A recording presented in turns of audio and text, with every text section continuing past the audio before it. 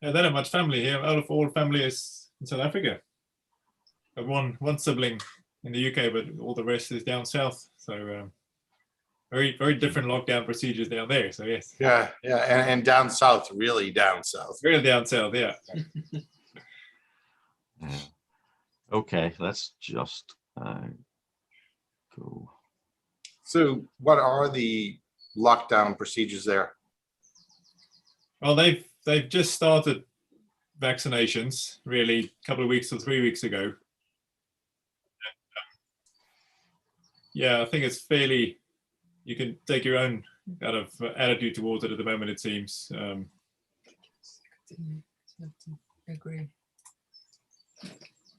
Yeah, I think the biggest one they have is curfews. They've got, I think, curfews between 10 and 4 or 10 and 5.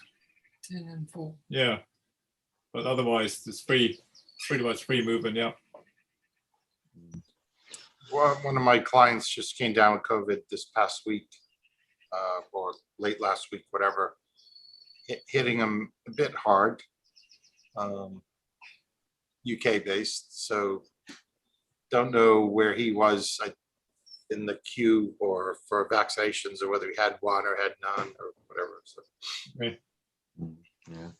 Well, I had my second one yesterday, so there we are. Hopefully that's been well protected. Okay, listen, let's get started officially. So good morning, everyone who's joined us for our weekly broadcast this week. Obviously delighted you've taken time to share with us.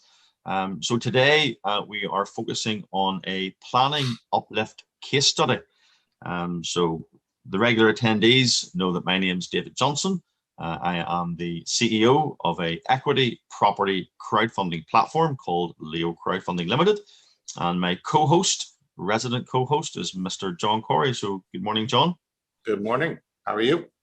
I'm very, very well. And you obviously run a monthly networking meet in London, one of the oldest that has been run. And now you've moved obviously online for the current time. Any plans to go back to live, or do you need to wait to get back into the UK? So it's not official yet, but I think we're going to go to hybrid, where it'll be, I'll mix up the format. What I've noticed during the lockdown period is the number of people who are participating, which are not from the London area and wouldn't be able to make it to meetings, given the travel from wherever they live. So I'd like to encourage that and continue with that. And at the same time, I think I'm going to shift to a more social, when you are in a room, it's like, let's get to know individuals. Let's have some building trust and engagement and conversation and free flowing. But if it's going to be strict content, that can be best done through some online delivery. Yeah. Okay. Yeah. It'll be interesting to see how much people do resist going back to like face-to-face monthly meetings when you have the flexibility of accessing so much now online. That will certainly be interesting to see how it ends up. Okay. Okay. We have definitely an IT malfunction today, whatever's going on with our Canva. But there we are, we'll plow on. So delighted this morning to welcome two guests, so Dirk and Audrey. And if anyone's got questions, as you know, put it into the Q&A. We don't use the chat box, so any questions you have for Dirk and Audrey, then get it into the Q&A, we can deal with it. So I'm going to just straight away introduce both of you, explain your backgrounds, obviously what you do, and then we're going to talk about market update, and then get a little bit into a case study that you provided. So you're very welcome, and over to you guys. Morning. Thank you. Yeah, thank you very much, David and John, for the opportunity. Yes, we're Spiral. So we both, as you can see, they're Cambridge based, and we're both from South Africa originally. Moved here about 16 years ago now, and yes, been working in the industry, sort of combined 30 years experience. I'm sort of more from the community background with projects, conservation and community, and then Audrey can just talk about her sort of roles previously. So I deal more in residential, and recently stopped really, but advised local councils in our area on their affordable housing and how to improve it, or where the need is, where more houses can be provided for. So Audrey, would that include being knowledgeable about supported living? Yes, absolutely. Yeah. Cool.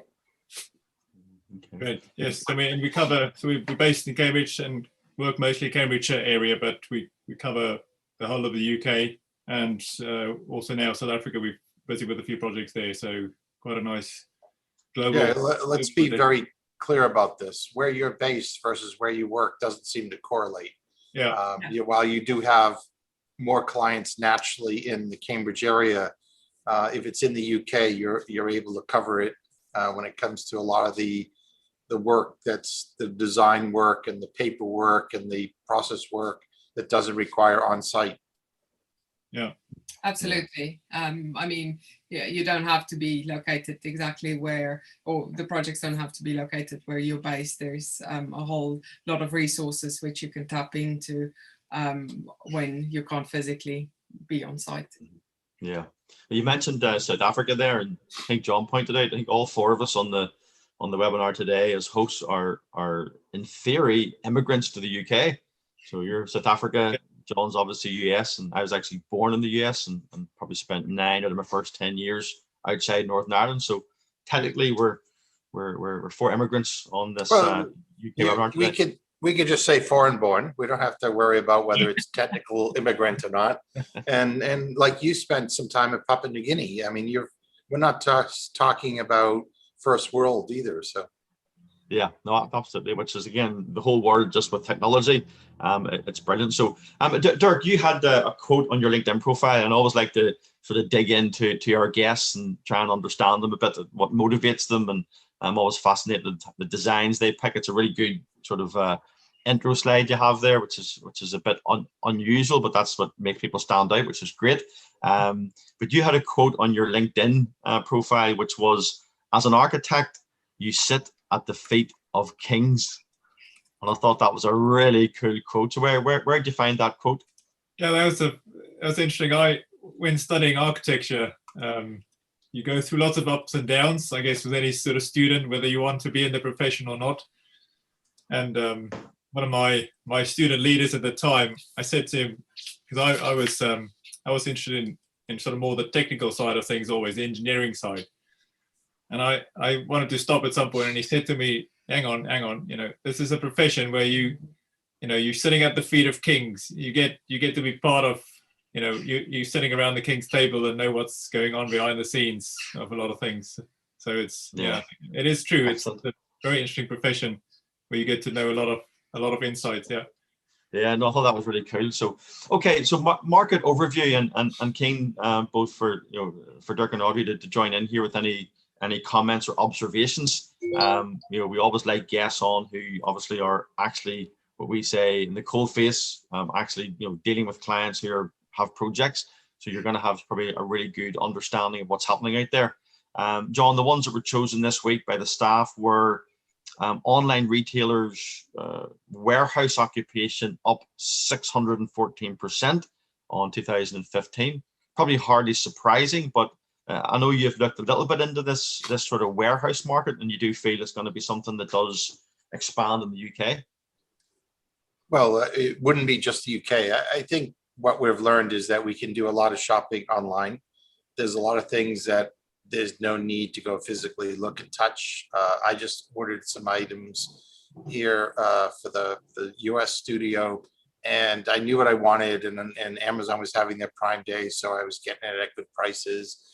My wife's aunt is 87, and she does her shopping online for food things and has it delivered. So that all implies a certain amount of infrastructure and a certain amount of transparency of, like, if I click it online, is it actually available?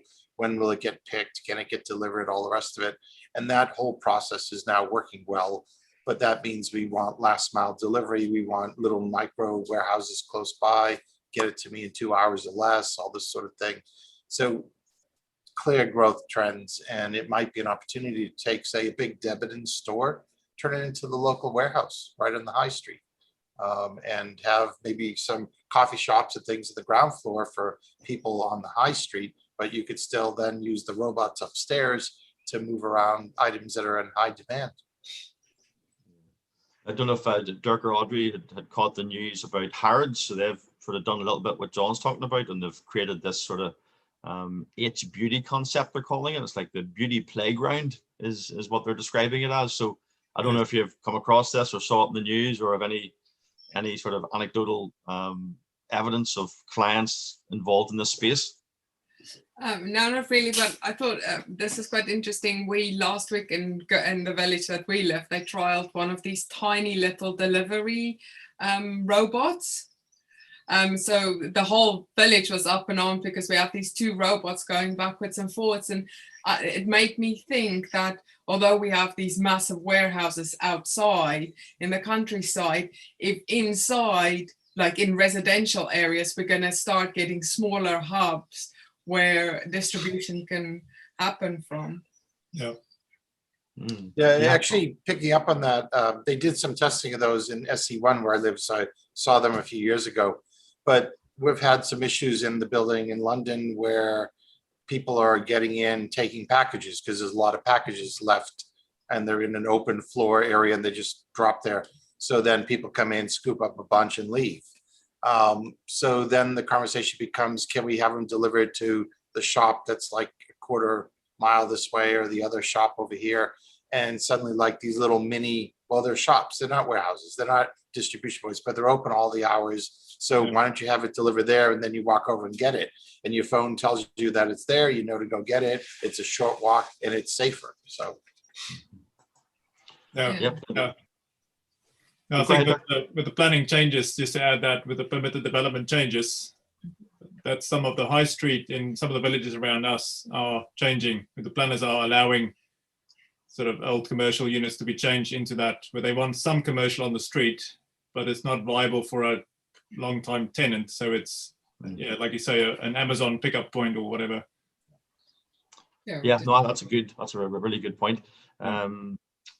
Yeah, just it's what I find always interesting is that when, I know, John, you've always got this mindset is people sometimes get caught in the moment of the trend at that moment in time. You take a step back and like the property market just keeps rolling along. Yes, it adjusts for certain social trends and things that are happening, but it just rolls along. And we're seeing that, you know, from all the doom and gloom a year ago and the crashes, you know, people's lifestyles change, and with that comes opportunity.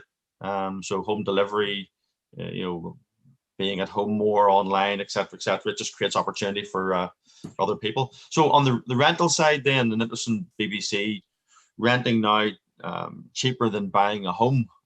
So again, a trend that's there currently. I don't know if anyone's got any comments or observations on that. Yes. Well, I didn't read this article, but I've seen these in the past. Sometimes they include maintenance, sometimes they don't. Sometimes they include other costs or not. I think renting could be cheaper or renting could be more expensive. At the same time, you're getting flexibility as a renter, as a homeowner, you're getting stability and an option on the future value. So it's, I think, more situationally important, you know, in your life, what's going on, getting married, getting divorced, changing jobs, working in the military, they provide housing, whatever. So these things are good for the press and they're fun for us to chat about, but contextually they're a little bit awkward to like say, oh, you should do this or you should do that. What I found worked really well for me, this is a personal thing, is we rent what we own.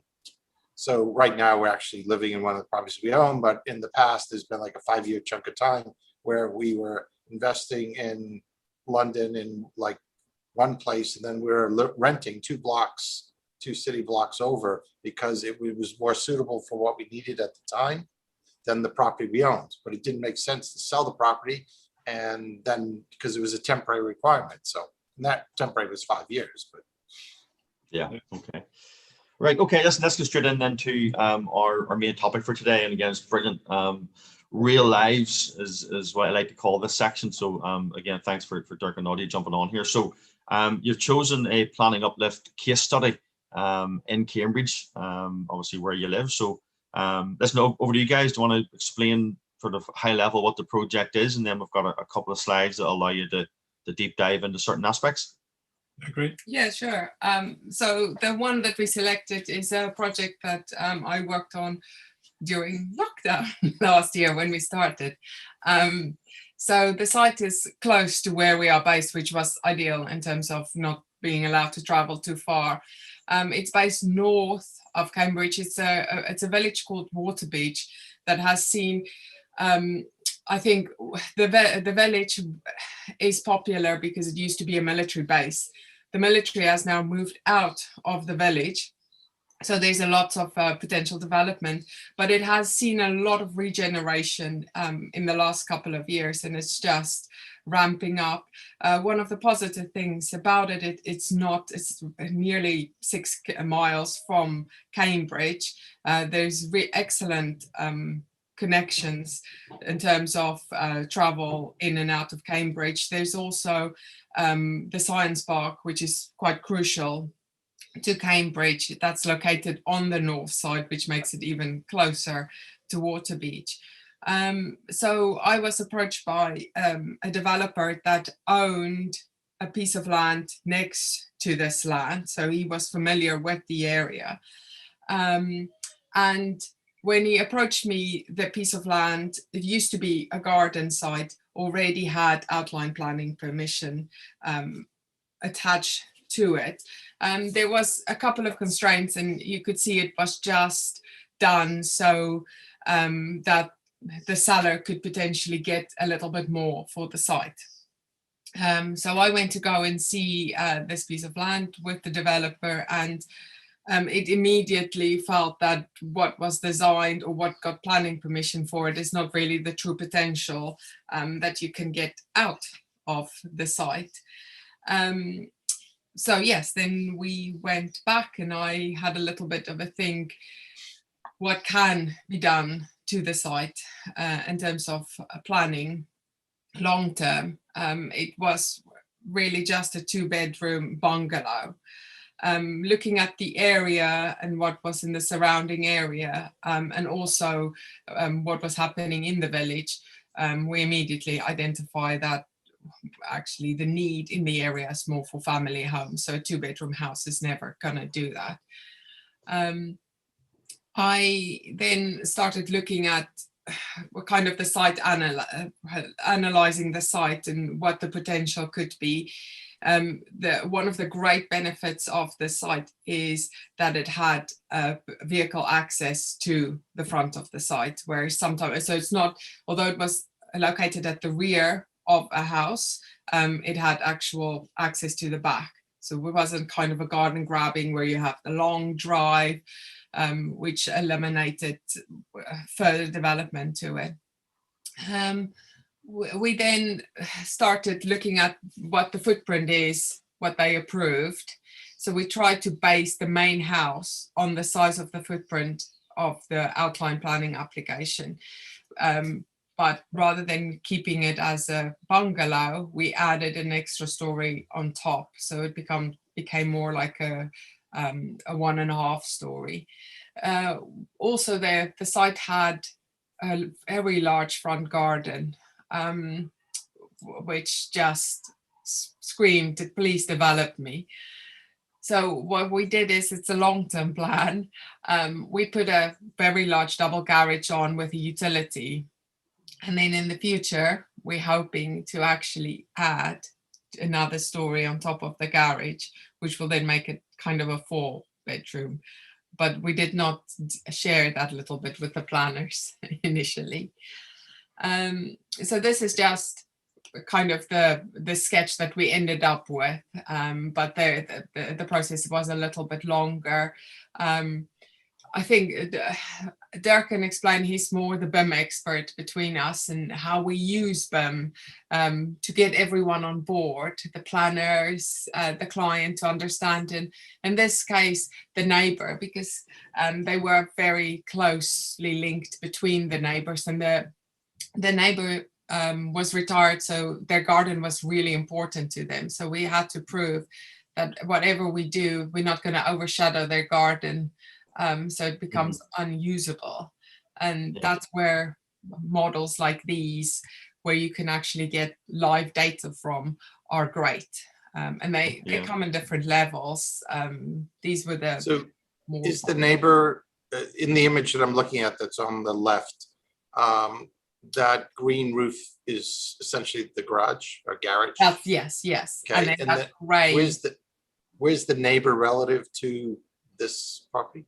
So just further to your left, that Okay, little grey box that you can see, yes. So that is basically the neighbor. okay, and the sun path below is how you're showing Yeah. the impact of, okay, cool, got it. That's excellent, yeah. And is this a buy and hold for yourselves, or is the plan to do this project and then sell? What's the plan? So on paper, it stacks up to hold it, but because of the location and the need at the moment, it will actually sell quite a lot. It's very interesting because since it started on site, I've had almost 4 phone calls from people wanting to buy it before it was finished. That's always a good sign, you know. So Dirk, then on the timeline, then just sort of cover the timeline of the project. Yes. Yeah. So it started early January 2020 with a pre-application. So as Audrey said, the developer already bought it with outline permission. And then we followed a procedure of a pre-application advice first, which in this side of the country, South Cambridgeshire Council, they still prefer the pre-app process. So we played along with that, and that gave us a positive feedback that they would support the 3-bed 2-story dwelling in that location. And then we immediately followed that up. Didn't have to change much information really, just added in the the formal paperwork to get it live into the planning system, and then received planning approval in June 2020. So it was going quite well. With the way councils are at the moment here, quite busy. It was a good result for us, not having to chase them much, and a good early communication with the pre-app helped us to build that relationship with the planners. They knew what we were trying to achieve. So, sorry, Audrey. In terms of the planning application as well, we tried to submit as much information as possible, just to avoid having too many conditions to discharge when the actual application come back. Okay, cool. Now, Audrey, you mentioned BIM, and for those that don't know, or even myself who doesn't know that much, could you explain what is BIM? What does it stand for? How does it play a role? Why is it important? Yep. So the previous slide David had, so that's the ultimate output of it is a 3D model. So it's BIM stands for Building Information Modeling. So it's when you see, Can you roll back, David? Yep, I can do. So when you must have seen some grand designs programs where they show a sort of 3D fly through of a building. So sometimes that's, it's just a bit of like a paper model, you just build some walls and you walk through it. Whereas building information modeling, you put intelligent data to the roof and to the elements. So when you build the wall, you tell the wall it's a brick wall, it's that thick, it needs to perform that much in terms of climate change. So we can build in all the information already. We can get costing from it as well. So it's not just a visual tool, it's actually a technology built into it. And then we run that through the whole project. So whether we just do planning, then we just park it at that point, or if the developer wants to go beyond planning, we already have the model and then we can just put more detail in for the construction phase. Commercially they use it even more, because you can use it to start monitoring how your building are performing as well, and also it can flag up if there's an air conditioning unit that needs repair or is faulty, or how'd you know we had that done yesterday? So yeah. Now, actually, to pick up on that, so you can use the BIM to manage the project. You can get your parts list, you can get your pricings, you can get your design, and if you change your design, you can change then your parts list and your pricing, all the rest of it. But what's interesting, I know, because you're a client, that you're doing a project in South Africa, sitting there in Cambridge, or Cambridge. Right. Yeah. So it doesn't respect borders, or you can bring your expertise to projects throughout the whole of the UK and create models and that are useful for the project manager, the build team, the investor who's doing the costings. If it's a build to rent, you end up with a lot of data about how a property was actually built, so you can do changes in the future when you need to change something out. Yeah. Yeah, it's great how technology is helping us. And a lot of people had, even in South Africa, people were resisting the change to technology. And even now, people realize they can't do without it. So yes, we've been convincing people to take it up there as well. So yeah. The beauty of it as well is there's different levels. So if you start with it, you don't have to commit to the full singing, dancing type model. It can just start as you would normally a sketch, and that can develop to further, and the information can be added on as needed. Yeah. So as always, it comes down to the numbers when it comes to property. So which one wants to just run through your estimated sort of paper profits and some of the key figures before we wrap up? Yes. So we started off. So the developer bought the site for 100,000, and then our fee was with planning was $7,000, which is a total there of 107. And then at that point, the developer sort of said, with the increased planning for a 3-bed, they then did their own sort of in-house estimates, and that sort of roughly came to 170. But then they decided on that basis, they might just develop it themselves. So there was some value already for it in it if they wanted to sell it at that point. But because they are developers and they employ their own staff, they just developed it, and it's currently being developed. And they've had some informal marketing analysis, and it's a good sort of 550, sort of up to 550 at least, that they could sell it for up to 600 in that area. Yeah, informal meaning they spoke with agents rather than got a valuation. Is that what that means? Yes. That's right. So no formal valuation yet. Yeah. It's only due for completion in December. Yep. Very good. Very good. I mean, that's a really healthy uplift of a project, given the numbers that are there. I mean, it shows that the benefit of a planning uplift strategy for those that maybe don't want to ever get involved in the actual construction, because of the extra, yes. As John puts his hand up as quick as he can, so people can sort of almost ride in the coattails of the experts, so to speak, those that know what they're doing, those that can identify the right sites, have the expertise to put the planning in, etc. I mean, that as a return on percentage of total cost is extremely healthy, which is fantastic. So and at times, great. So yeah. The good news is that your case study that you have for Leo crowdfunding is now live on the site. Literally, so if anyone goes to our homepage, you'll be able to see this particular project in much more detail, and you'll be able to click on that and see a bit more of the background from Dirk and Audrey. You'll also be able to see more about the financials and, of course, more images about the actual project. There's also a forum there, so people can leave some questions for Dirk and Audrey, or just make any comments, discuss things, and we'll be able to have a conversation. Now, there's also if you remember, we'll mention this more next week, there's a register your interest box there on the homepage. So you're able to leave an email address, and if this happened to be a live project, if Dirk and Audrey had brought this as a live project raise, then you can leave an email address and indicate how much you may have been interested in investing in this type of project, and that will be good feedback for Dirk and Audrey. So that will give you a chance just to have a final comment as we wrap up just in a few minutes, Dirk and Audrey, but let me just do a quick couple of housekeeping slides. So next week, our special guest is Becky Brignall from Smiling Properties. That's a great name for a company, to be fair. So Becky's going to be here talking about what she's doing in property. For those that know Becky, you may have come across her with her Barbados sort of daily updates when she headed off during lockdown and spent, I don't know if it was certainly it was a number of weeks. I don't know if it went into months or not, but it was interesting hearing from her walking along the beach in Barbados about her property journey and stuff. So yeah, she's here next week. Looking forward to that. Really important for people to help with this.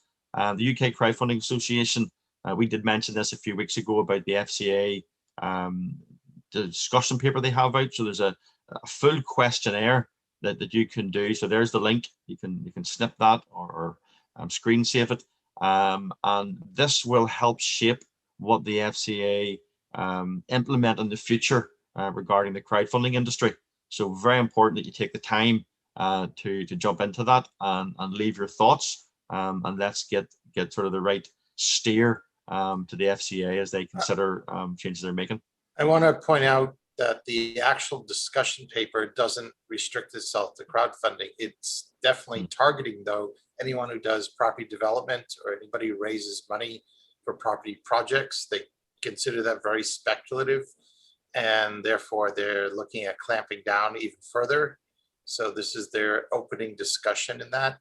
So even if you don't care about crowdfunding, I would go to that survey and fill in the information that they're asking, so your views are represented through this trade association to the FCA. Mm-hmm. Yeah, thanks for that, John. So really encourage people to jump in and do this. It'd be a big help. Cutoff, by the way, for that is very soon, because I know the consultation closes July 1. Okay, so it needs to be done urgently. So it'd be This really week. good if we got good feedback. I think it's very, very important. So we announced last week, we talked about the refer a friend. It's now up and running. When you go into your back office, you can see your referral code, which you can give to a friend or family member, and you can earn a £50 credited to your e-wallet whenever they invest on a deal in the platform. So that is now live and running, and also the introducer opportunity. So if you happen to have investors who want to invest through a property crowdfunding platform, you can introduce them to us. Once they cross 10,000, then there'll be probably something like a £500 initial payment, and then 1% thereafter of whatever they invest. Keep an eye out for our next raise, which will be view deal hopefully early next week. This is Banbury.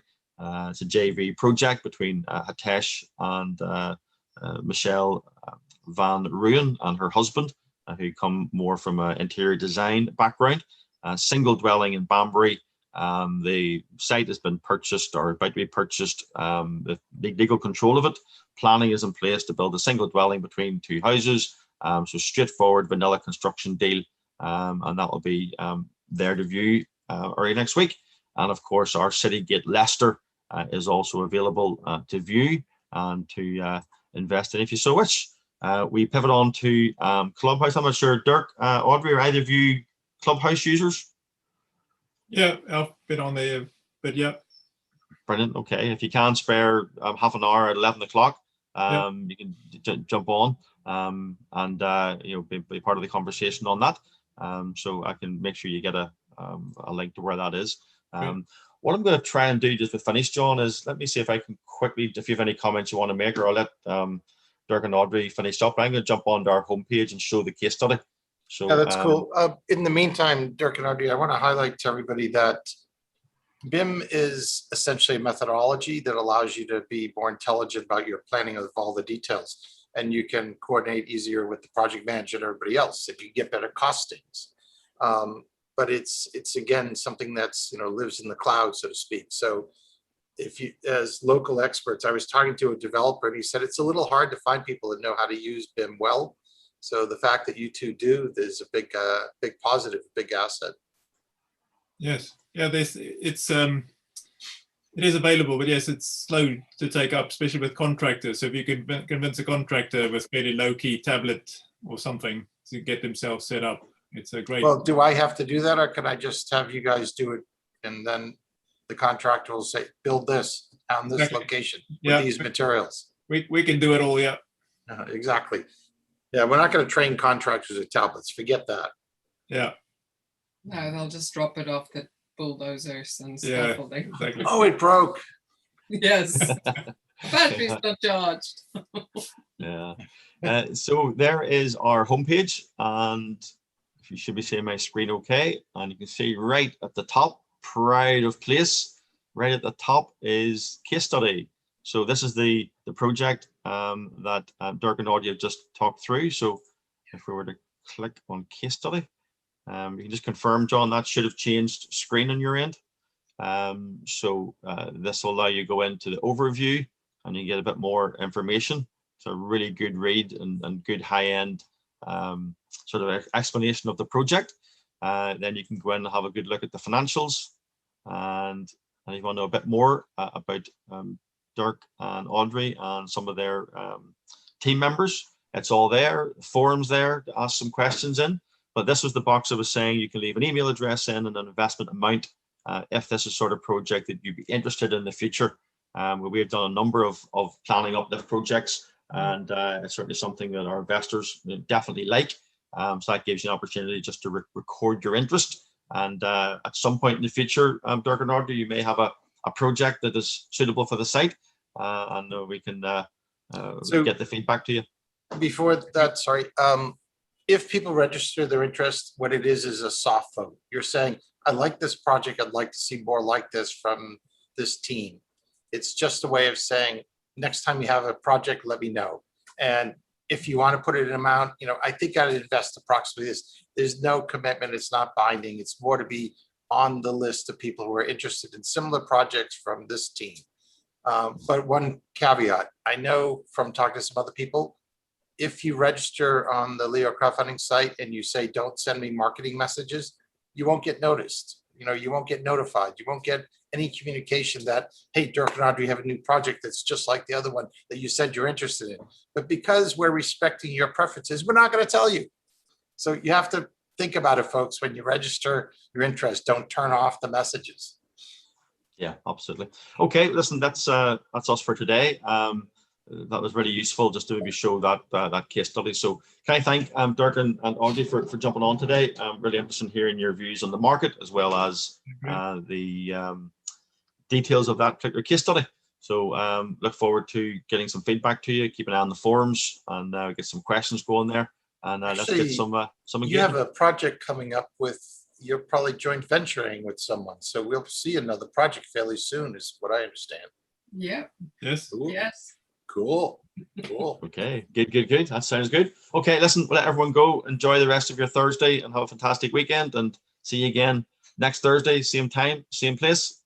All the best, everyone. Bye-bye now. Bye.